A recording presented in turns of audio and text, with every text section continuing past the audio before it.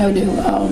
When it comes to the playoffs, we talk to our players about it becomes a game of adjustments and a game of runs. And a couple of adjustments we wanted to make at the half is that we thought Indiana dictated the pace. They were getting out in transition a lot. And also, we thought we turned the ball over quite a bit. And we didn't attack to the tune of only shooting one free throw. So, fast forward to the second half, that was an area that we stopped their transition, got to the free throw line 11 or 12 times in the second half. And more importantly, when they got down to it, we stopped some of their runs. We answered their run when they went up 4 with a couple of buckets, and then we're able to get some key stops. And I think that's what it's all about in the playoffs, from a switching defense to a double team to a 2-3 zone to a 3-2 zone to match up. Players made big plays, and we grinded out a win. In the first half, how important was it for Ms. Vandersloot and Ms. Quigley to get off to good starts while Delle Donne playing double team in the zone? It's huge. It's one of those things where thankfully Elena and the rest of the team have seen that movie before, so it's not a panic. And don't misunderstand me, it's not always easy. But then when there's a double team, someone else is open. We obviously, it was nice to have them get off to a quick start. And then later on, the double team didn't come, but they wouldn't leave Elena, so Allie got loose a little bit. So that's the adjustments and reads that these veteran players made. You had 22 second chance points tonight. Was that really the key to your victory tonight? Can you say that again? You had 22 second chance points. That sounds really good.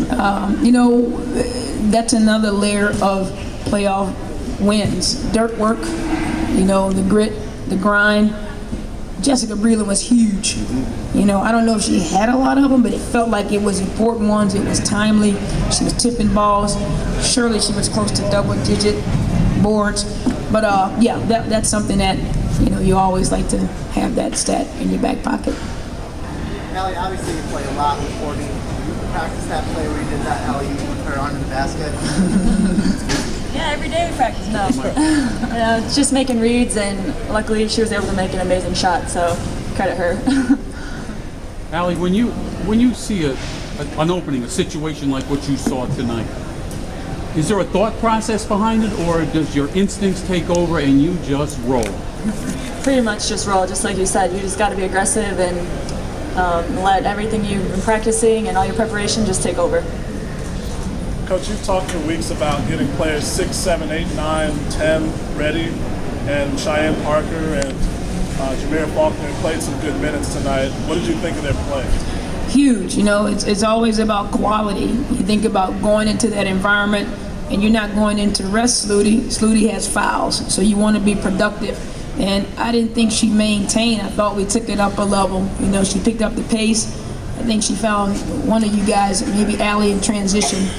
So really, really big, and then Cyan with the putback. So it's really nice to have that, even though it's not a lot of minutes, it's quality. Elena, 11 and 14 are pretty good numbers for some folks, but for the MVP, I'm pretty sure for you, that's not a good performance. We won. I know. That's all that matters. If I have 0.0 rebounds and we come out with a W, that's all I care about. And clearly, this team is why I won the MVP this year. And that showed out there, and it'll continue to show throughout this playoffs. How much did all the surrounded the hoopla, everything of it? I mean, it's a pretty stressful environment, then have to come out and play a game. Yeah, I mean, there's a lot around it, a lot of media. Yesterday I was really busy, but always come out here focused, ready to go, do whatever it takes to impact the game as much as I can. When there's double teams, find the open man. Obviously, I'll continue to get more and more comfortable, but also, rebounding is something I can always control. On a particular play, you had the ball up top, held, drove the lane, passed to Courtney coming in, and passed to Breland, who hadn't been shooting all that well. But what does that say about you, your mindset, your team's mindset on that play to be able to give the ball up and make the extra pass? Breland is cold-blooded, and she's been all year long. And I feel like she's 100% when she takes her shots. So even if it's not flowing at the beginning of the game, I know it's going to start flowing at some point. So I trust every single person on this team. And instead of taking a forced shot, I'd rather give it to somebody who's maybe a little bit more open, and they'll knock it down. Coach, what do you think kept Kathy from contributing a little bit more than she did tonight? a concussion, sitting out. No, I'm not trying to be funny. Game reps. You know, it's just different. She's had a day and a half of full practice, you know, but sometimes it's nice to have that threat out there because it helps your spacing for other players. I didn't have a problem. I think she took 7. I like 5.5 of them, you know, so that part was good. I just think it'll be some reps, you know. Is there a chip on your shoulder when you play this team in your playoff series? Because the first game was more physical than the other times you played them in the regular season. Chip. No, it's just playoff basketball. I think it would be there regardless of the opponent. I think it's heightened just because of, you know, we have to keep talking about the past and playing that team because of you guys, and that's okay. But we know this game started 0-0. But I don't think it's about a chip. I think it's just about progressing and continue to, you know, get stronger in areas that we're weak and taking care of our business.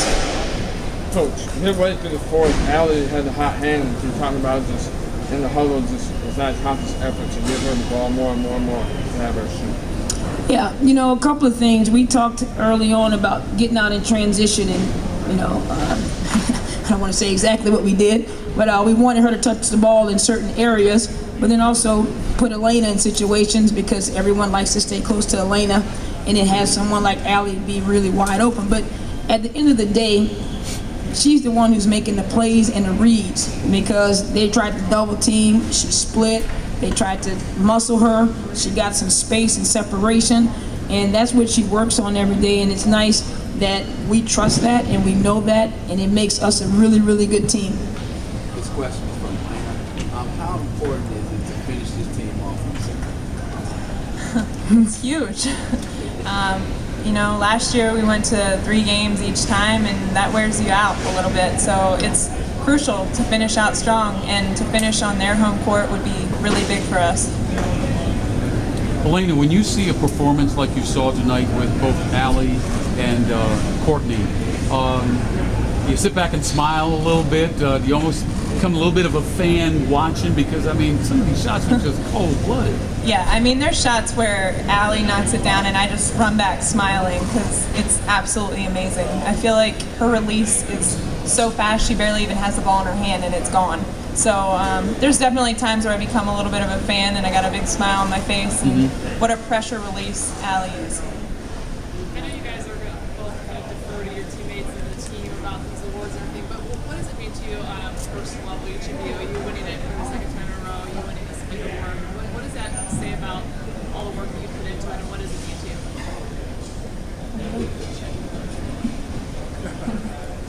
Yeah, I mean, just personally, it just means that, you know, your hard work is paid off, and it is nice to be recognized, but you honestly, I know you said we're deferring to each other, but it's really hard not to think about your teammates when you have these awards, just because you know it's not possible without them. Really, it's not. Exactly. Yeah, obviously being bent over in sweat in the off season and everything you do to continue to grow your game, you think about that, and it's always nice when hard work pays off, but that hard work would be nothing without the rest of the team.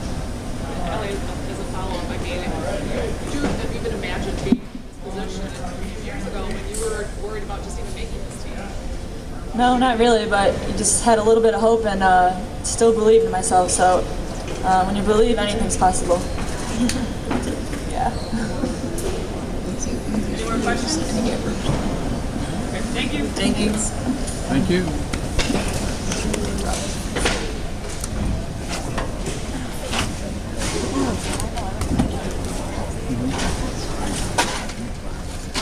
Does anyone still need to go into